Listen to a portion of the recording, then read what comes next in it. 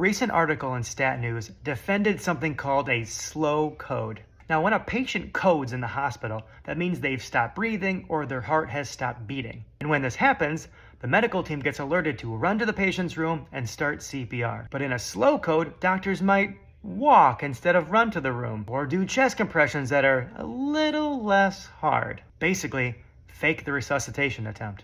Now, the authors of this article claim that the practice of slow coding is ethically defensible. Here's why they think so. CPR was invented for people who had a sudden, unexpected cardiac arrest. CPR was always meant for people with bodies that were otherwise healthy. But over the years, CPR has morphed into this intervention that everybody gets by default, no matter how likely the person is to benefit from the CPR attempt. Many patients, including those with a terminal illness, will still insist that the medical team attempt CPR if their heart stops. And doctors often fear that between local laws and litigious families, that they could be severely punished for trying to do the right thing.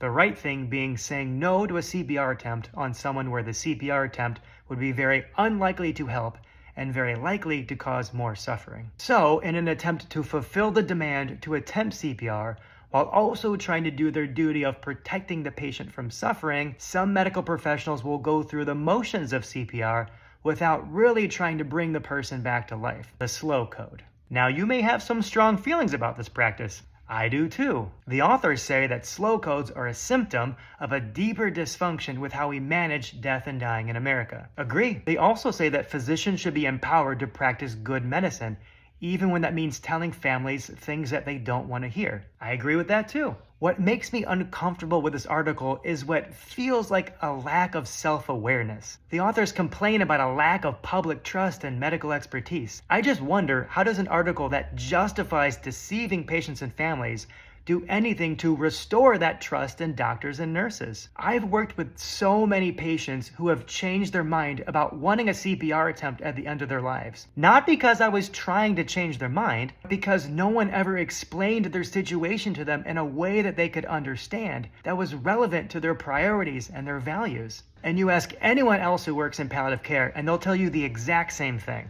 Where's the actual training in how to tell families difficult truths? Where's the actual training in having high-stakes, values-based, complex decision-making conversations with patients living with a serious illness? We gotta get our own house in order, man.